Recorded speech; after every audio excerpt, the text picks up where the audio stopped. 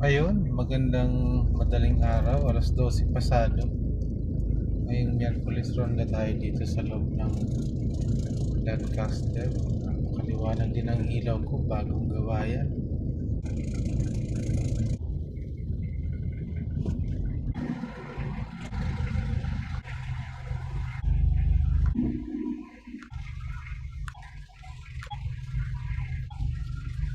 Ayan, walang katao-tao guys.